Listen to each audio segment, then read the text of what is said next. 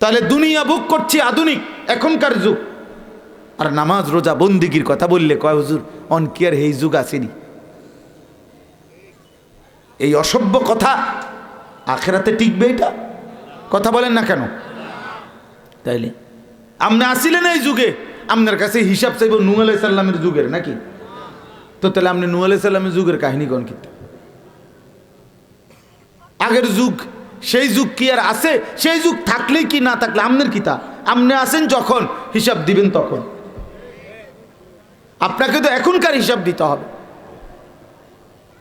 এখনো লক্ষ লক্ষ ইমানদারের পরিবারে 5 ওয়াক্ত নামাজ ফ্যামিলির সকলে জামাতে পড়ে, নামাজ পড়ে, এরকম কোটি কোটি ইমানদার পরিবার পৃথিবীতে আছে। এখনো 1 টাকা হালাল ছাড়া হারামের 1 লোকমা খায় না এমন কোটি কোটি ইমানদার আল্লাহর জমিনে আছে।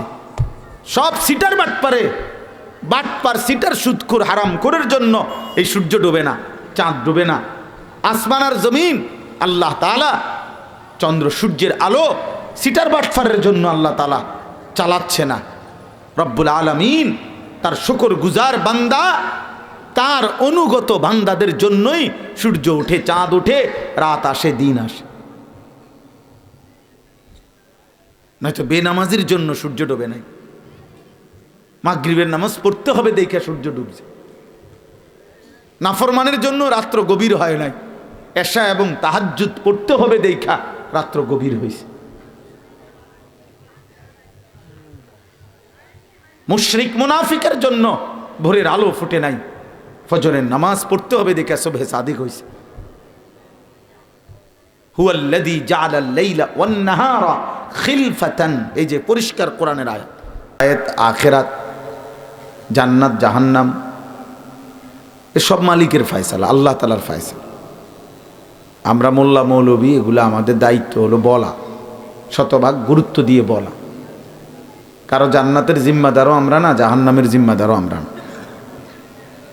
কোনোটাই আমরা জিম্মাদার না যে আমার সিদ্ধান্ত তোরে আমি জান্নাত দিব, আমার সিদ্ধান্ত তোরে আমি বাঁচলে তোরে জাহান্নামে দিব, এমন কথা বলার অধিকার সিস্টেম আমাদের জন্য নাই।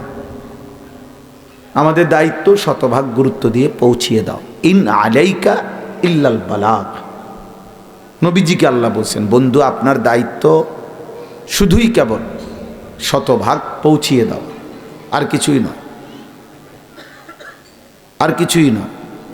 আপনি কারো উপরে জল্লাদও না, কারো উপরে চৌকিদারও না, যে সেজদা না দিলে একদম কল্লা ফালাই দেব এমন কিছু না। লাস্তা আলাইহিম বিমুসাইতির ওমা আকসারুন নাসি ওয়ালাউ হারাস্তা বিমুমিনিন। কোরআনে আল্লাহ বলছে, বন্ধু আপনি খুব চাইলেও অধিকাংশ লোক মুমিন হবে না। আল্লাহ নবীকে বলছে না, সূরা ইউসুফের আয়াত। আপনি খুব চাইলেও অধিকাংশ লোক মুমিন হবে না। ইবলিস শয়তান কোরআনে আছে, আল্লাহকে বলছে, আপনি যদি আমাকে কিয়ামত পর্যন্ত হায়াত দেন, আমি আপনার আদমের সব সন্তান সবগুলোর জাহান্নামী বানাই দেব, আপনি আমারে শুধু হায়াত দেন। আল্লাহ বলছেন, যা দিলাম তোকে, কিয়ামত পর্যন্ত হায়াত দিলাম, তুই তোর দল বল সৈন্য সামন্ত, তোর কণ্ঠ সুর আওয়াজ গলা সব কিছু দিয়ে তো আমার বান্দাদেরকে পারলে গুমরা করিস। ওয়াস্তাফজিজ মান ইসতাতা'তা মিনহুম বিসাউতিক। এরপরে সর্বশেষ আল্লাহ বলছে, বাকি এটা মনে রাখবি ইবলিস, 2 কথা। 1, যারাই তোকে অনুসরণ করবে তাদেরকে বলে দিবি তুই ইবলিস আর তোর অনুসারীদেরকে দিয়েই আমি আল্লাহ জাহান্নাম পূর্ণ করব, এটা বলে দিস। তোকেও জাহান্নামে দেব, তোর অনুসারীদেরকেও জাহান্নামে দেব। আর বলছে, এটাও মনে রাখবি ইবলিস, ইন্না ইবাদি লাইসা লাকা আলাইহিম বিসুলতান। আমার প্রকৃত অর্থে বান্দা, আমার গোলামি যারা করে তাদের উপরে তোর কোনো শক্তি কার্যকর হবে না। হাজার বলবা পৃথিবী উল্টে যাবে, আমার বান্দা মোমেন যে জান্নাত প্রত্যাশী, কলিজায় যারা আখেরাত বসছে, সে আল্লাহ নাফরমানি করবে না। সে আল্লাহর নাফরমানি করবে না। এই জন্য সতর্ক হওয়া উচিত। একজন মুসলিম অভিভাবক জিম্মাদার স্ত্রী সন্তানের। একজন পুরুষের 3টা মোটা দায়িত্ব, বড় মাপের 3টা দায়িত্ব। 1 নাম্বার নফস, মানে নিজের ঈমান আমল হেফাজত করা, যে পৃথিবীর কেউ না মানুক, আমি একা, আমার ঈমান আমল আমি হেফাজত করতে হবে, আমার আখেরাত হালাল হারাম। একজন পুরুষের দ্বিতীয় বড় দায়িত্ব হলো তিনি একজন অভিভাবক, অতএব তার অধীনে তার স্ত্রী সন্তান এবং যারা অধীনস্থ তাদের প্রত্যেকের ঈমান আমলের হেফাজতের জন্য, ঈমান আমলে অভ্যস্ত করাবার জন্য মৃত্যু পর্যন্ত, শেষ নিঃশ্বাস পর্যন্ত চেষ্টা করে যাওয়া ধারাবাহিক, এটা তার দায়িত্ব। বুঝতেছেন আপনারা? এটা দায়িত্ব। যেন আমি আনিসুর রহমান, আমার ঈমান আমলের হেফাজত করা আমার দায়িত্ব। আমি যেমন ওয়াজ করব এখন, এটা দায়িত্ব। মাগরিবের নামাজ, আমার নিজের নামাজ জামাতে পড়া, এটা আমার দায়িত্ব। তাই মাগরিবের নামাজ জামাতেই পড়ছি। তাইলে এবার আমি দ্বিতীয়ত, আমি অভিভাবক, আমার অধীনে যারা আছে তাদের ঈমান আমলের হেফাজত আমার দায়িত্ব, খেয়াল রাখা, সর্বোচ্চ অভ্যস্ত করা। যেমন আমি বলি আমার অধীন, আমি উদাহরণ দিয়ে বুঝাই, আমি আনিসুর রহমান, তো আমার অধীনে কে? আমার স্ত্রী, সে আমার অধীনস্থ, আমি তার জিম্মাদার। আমার 4টা ছেলে মেয়ে, আমি তাদের জিম্মাদার। আমার গাড়িতে আমার একজন ড্রাইভার আছে, আমার একজন খাদেম আছে, ছেলে, ওরা 2 জন, আমি ওদের জিম্মাদার। আমার একটা মাদ্রাসা আছে, মাদ্রাসায় 34 জন শিক্ষক কর্মচারী আছে, আমি তাদের জিম্মাদার। মাদ্রাসায় মোট 500 ছাত্র আছে, 494 জন, তো ধরেন 500, আমি তাদের জিম্মাদার। এদের আমার স্ত্রী, আমার 4টা সন্তান, আমার ড্রাইভার খাদেম, আমার মাদ্রাসার শিক্ষক কর্মচারী ছাত্র, এদের ঈমান আমল আখেরাত হালাল হারাম এর প্রতি পুরা নজর রাখা আমার দায়িত্ব। আমাকে এর জন্য আল্লাহর কাছে জবাবদিহি করতে হবে। সহজ বাংলা বুঝাইলাম। একজন পুরুষের এটা দায়িত্ব। 3 নম্বর হলো একজন পুরুষ উপার্জনকারী। প্রতিনিয়ত পুরুষ মানেই উপার্জন করে, রোজগার করে আর কি। পুরুষকে আল্লাহ তাআলা উপার্জনের জন্য আদেশ করছেন, ফান্তাশিরু ফিল আরদ ওয়াবতাগু মিন ফাদলিল্লাহ, জমিনে ছড়িয়ে পড়ো, আল্লাহর দেওয়া রিজিক তালাশ করো। নবীজি বলছে উতলুবুর রিজকা মিন খাজায়াল আরদ, জমিনের তলদেশে রিজিক আছে, তালাশ করো। তাহলে এগুলো পুরুষদেরকে আল্লাহ তাআলা রিজিক অন্বেষণের কথা বলছে। মাদ্রাসার তালেব ইলম, তোমরা নড়াচড়া করো না বাবা, ছোট ছোট বাচ্চা, তোমরা আল্লাহর ওয়াস্তে ডিস্টার্ব করো না। ছোট ভাই, আমার কষ্ট হয়, আমি পারি না এটা হজম করতে, সদর বদর করলে আমার ভাল লাগে না। এই বুট খাইবো, বাদাম খাইবো, মোবাইল টিপবো, এসব ফালতু লোক কোনোদিনও আল্লাহর কথা বোঝে না, এই বুটে খায়। এটা সম্পূর্ণভাবে অভদ্রতা, অসভ্যতা, অসভ্যতা, আখলাকের অভাব। এটা আল্লাহর কোরআন শুনবেন, আপনি বুট খাইতে খাইতে কাম খেলি, এটা মস্কারি।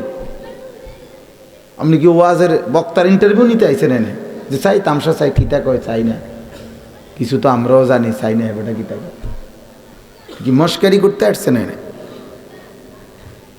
আপনি আমার তো বেশি জানলে কি, আমি আপনার কম জানলে কি, অথবা আমি বেশি জানলে কি, কারোই কোনো কিছু না। আমারও আমলের ভিত্তিতে, আপনারও আমলের ভিত্তিতে হিসাব। বুঝেন নাই কথাটা? এনে ইন্টারভিউর কিছু নেই। মালিকের কাছে যে মাঠে আমরা দাঁড়াবো, আপনারাও দাঁড়াবেন, আপনারা দাঁড়াবেন, আমরাও দাঁড়াবো, এক রবের কাছে হিসাব দিতে হবে। তাইলে বলতেছি, আমরা উপার্জনকারী পুরুষ, রোজগার করে আর কি প্রতিনিয়ত। পুরুষ মাত্রই আল্লাহ তাআলা তার মধ্যে সত্তাগতভাবে তার অস্তিত্বের মধ্যে আল্লাহ তাআলা পরিশ্রম করার মানসিকতা যোগ্যতা আল্লাহ দিয়েছে। লাকাদ খালাকনাল ইনসানা ফি কাবাদ। এই কাবাদ অর্থ হলো আল্লাহ বলছেন আমি মানুষকে সৃষ্টি করেছি পরিশ্রম নির্ভর, মেহনতওয়ালা। কসম করে আল্লাহ বলছেন লা উকসিমু বিহাদাল বালাদ, কসম করে আল্লাহ বলছেন ফি কাবাদ। এই অর্থ হলো শ্রম নির্ভর। মানুষ মাত্রই, পুরুষের মধ্যে আল্লাহ তাআলা বিশেষ করে এই যোগ্যতা দিয়েছেন, সে মেহনত করবে উপার্জনের জন্য। অনেক কষ্টের কাজ আল্লাহর কুদরতে, আল্লাহর ইচ্ছায় মানুষ পুরুষ করে, তাহলে আমরা উপার্জনকারী। এই উপার্জনকারী হিসাবে আমাদের তৃতীয় দায়িত্ব হলো প্রতিনিয়ত বাজার, ব্যবসা, চাকরি, ক্ষেত খামার, কৃষি, বিদেশ প্রবাস, যাই করি আমরা প্রত্যেকে, মাদ্রাসা হোক আর স্কুল হোক, বাজার হোক আর দোকানদারি হোক, অটো হোক আর সিএনজি হোক, যে যেভাবে উপার্জন করছি প্রত্যেক উপার্জনের মধ্যে দুইটা জিনিস খেয়াল করা, এটা আমাদের দায়িত্ব। কি খেয়াল করতে হবে? এক, উপার্জনের ক্ষেত্রে কাসবে হালাল। দুই, আকলে হালাল। খালাস, পুরা জিন্দিগি সুন্দর। এক পুরুষের জীবন পুরাটা সুন্দর। খেয়াল রাখতে হবে আমার উপার্জনটা হালাল কিনা, আমি যে এই রোজগার টাকাটা নিলাম এটা হালাল কিনা। দুই হলো যেটা খাইলাম এটা হালাল কিনা।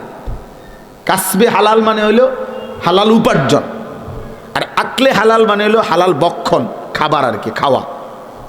বুঝছেন আপনারা? সোজা কথা। তাহলে এক পুরুষের তিনটা জিম্মাদার। এক নম্বর নফস, মানে আমি নিজে, আমি একজন আনিস, আমি একটা ব্যক্তি। এই আমার ইমান, আমার আমল, আমার আখেরাত, আমার হালাল হারাম ঠিক করা। এবার চলার পথে যদি শেষ পর্যন্ত কাউরে না পাই, আমি একা হলেও জাহান্নাম থেকে বাঁচার চেষ্টা করতে হবে। ফাকাতিল ফি সাবিলিল্লাহ লা তুকাল্লাফু ইল্লা নাফসাকা। আল্লাহর নবীকে আল্লাহ বলছে সূরা নিসাতে আছে, আপনার সাথে যদি ময়দানে কেউ না থাকে আপনি একাই যুদ্ধ করবেন। ফাকাতিল, ওয়াহিদ মুযাক্কারে হাজির, লা তুকাল্লাফু ইল্লা নাফসাক। আল্লাহ বলছে সাবধান, শেষ পর্যন্ত প্রত্যেকের ব্যাপারে যদি কোনো অজুহাত দেখান, এই কারণে মানে নাই, ওই কারণে মানে নাই, এই কারণে শুনে নাই, সবার কারণ দর্শাইতে পারবেন, কিন্তু আপনি কিন্তু নিজের মুকাল্লাফ, আপনি শরীয়তের সমস্ত হুকুমের ব্যাপারে আপনি কিন্তু আদিষ্ট, আপনারটা কিন্তু আপনারে বুঝাই দিতে হবে।